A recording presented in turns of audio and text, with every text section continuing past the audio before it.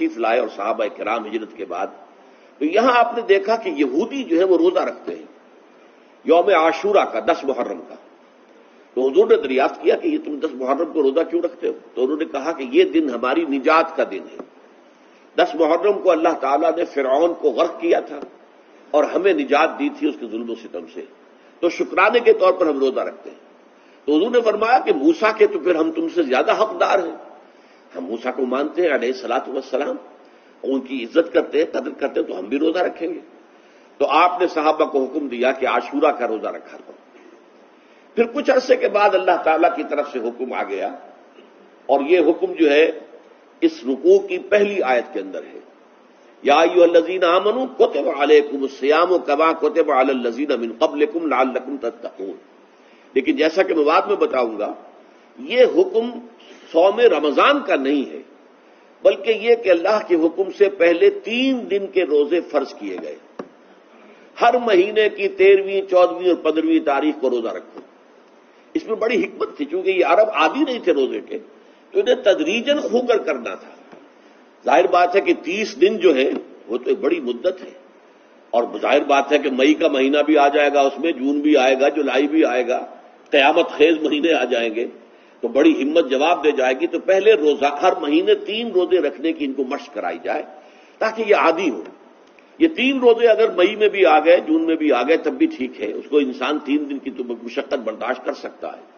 تو پہلے یہ کیا گیا، لیکن اس کے ضمن میں یہ حکم دے دیا گیا، اس کو کہتے ہیں وجوب علی التخییر، یہ اختیار دے دیا گیا کہ یہ 3 روزے تم پر واجب کیے جا رہے ہیں، لیکن یہ کہ اگر تم یہ روزے نہ رکھو تو تم فدیہ دے سکتے ہو، 1 مسکین کو کھانا کھلانا صبح و شام۔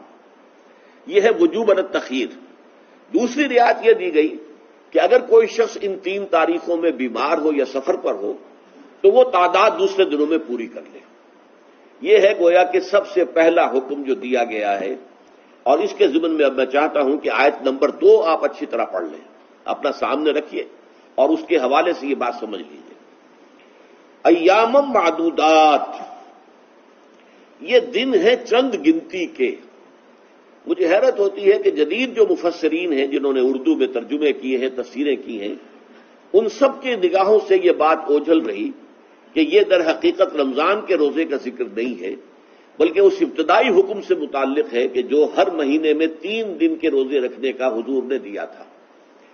لیکن یہ کہ میرا اپنا ذاتی واقعہ یہ ہے زندگی کا، اور یہ اہم واقعات میں سے ہے۔ میں جب میڈیکل کالج میں پڑھتا تھا، سمجھیے 19-20 سال کی میری عمر، اس وقت بھی مجھے یہ احساس ہوا تھا کہ یہ جو 2 آیات آئی ہیں یہاں ایک دوسرے کے تقابل میں، یہ بیک وقت نازل نہیں ہو سکتی، ان میں وقفہ ہوگا، اور یقیناً پہلا حکم کسی اور پس منظر میں ہے، دوسرا حکم جو بعد میں ہم دیکھیں گے وہ کسی اور پس منظر میں ہے۔ تو میری رائے یہ تھی، اور میں اس پر قائم بھی تھا، بیان بھی کرتا تھا، لیکن ڈرتا تھا، اس لیے کہ اس وقت تک جتنی تفسیریں میں نے دیکھی تھی، ترجمے دیکھے تھے، ان میں سے کسی نے یہ بات کہی نہیں تھی۔ تو ایک آدمی اپنی رائے کے اوپر اتنی بڑی بات کہہ دے تو میں ڈرتا رہتا تھا، لیکن کہتا تھا کہ میری رائے یہی ہے۔ پھر اتفاق سے جماعت اسلامی ہند کا ترجمان ہوتا تھا ماہنامہ زندگی، عروج احمد قادری صاحب اس کے مدیر تھے۔ وہ جو ایک پرچہ آیا اس میں انہوں نے تنقید کی تھی مولانا سید انور شاہ بخاری رحمۃ اللہ علیہ پر، کہ ان کشمیری رحمۃ اللہ علیہ سے ان کے اوپر یہ تنقید کی تھی کہ انہوں نے یہ عجیب بات کہہ دی ہے کہ یہ جو حکم ہے یہ رمضان کا نہیں ہے، بلکہ رمضان سے پہلے جو حضور نے حکم دیا تھا 3 دن کے روزے رکھنے اس سے متعلق ہے۔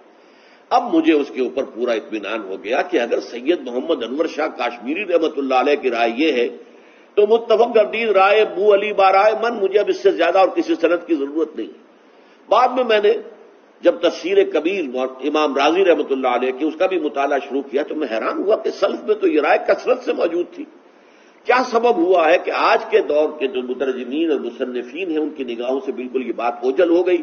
اس معاملے کو میں حل آج تک نہیں کر سکا، لیکن اب میں پورے تیقن سے آپ سے کہہ رہا ہوں کہ یہ جو پہلی 2 آیتیں ہیں ان کا تعلق صوم رمضان سے نہیں ہے، بلکہ ان کا تعلق ہے وہ 3 دن کی۔ اس کی سب سے بڑی دلیل اس کے اندر موجود ہے ایام معدودات، گنتی کے چند دن۔ اب 30 یا 29 دن جو ہے وہ گنتی کے چند دن نہیں ہو سکتے، وہ اچھی بڑی تعداد ہے۔ پھر یہ ہے کہ یہ معدودات جو ہے اس کو کہا جاتا ہے جمع قلت، یہ زیادہ سے زیادہ 9 پر اس کا اطلاق ہوتا ہے، اس وزن پر جو جمع آتی ہے۔ اور اس میں جو ہے خود قرآن مجید میں حج کے سلسلے میں منا کے قیام کے ضمن میں الفاظ آئے ہیں، ایام معدودات، فمن تعجل فی یومین فلا اسم علیہ ومن تاخر فلا اسم علیہ۔ منا میں قیام ہے گنتی کے چند دن، تو جو 2 دن ہی میں جلدی کر کے وہاں سے واپس ہو جائے اس پہ بھی کوئی اس گناہ نہیں ہے، اور جو مؤخر کر کے 3 دن پورے کرے اس پر بھی کوئی گناہ نہیں۔ تو وہاں پر بھی نظیر موجود ہے کہ 2 یا 3 دن پر اس کا اطلاق ہو رہا ہے۔ تو یہاں پر ایام معدودات سے لازماً یہ مراد ہے کہ یہ 3 دن جو ہے ہر مہینے میں 13ویں، 14ویں، 15ویں، در حقیقت اس روزے سے متعلق یہ آیت آ رہی ہے۔ اور یہ بھی نوٹ کر لیجئے کہ رمضان کے روزے کی فرضیت کے بعد بھی حضور کا معمول اور آپ کے صحابہ کا، اور جو بھی ہمارے ہاں اتباع کرتے ہیں حضور صلی اللہ علیہ وسلم کا نوافل میں بھی ان کا یہ معمول ہے۔ ہر مہینے میں یہ 3 روزے حضور بعد بھی رکھتے تھے، اور آپ کے بہت سے صحابہ رکھتے تھے، اور آج بھی ہمارے ہاں بہت سے لوگ جو دیندار ہیں اور جن کے اندر یہ جذبہ ہے اتباع سنت کا، وہ رکھتے ہیں 13ویں، 14ویں اور 15ویں تاریخوں کا۔ ان کو ایام 20 کہتے ہیں۔ اس کی راتیں روشن ہوتی ہیں، 13ویں رات، 14ویں رات، 15ویں رات۔ چاند جو ہے اس کے اندر آپ کو معلوم ہوتا ہے 14ویں کو تو مکمل ہوتا ہی ہے، 13ویں اور 15ویں کا بھی تقریباً مکمل ہے۔ تو ایام 20 کے روزے جو ہیں بعد میں بھی برقرار رہے ہیں، لیکن نفلاً، فرض اس کے بعد جو ہے وہ رمضان کے روزے ہو گئے۔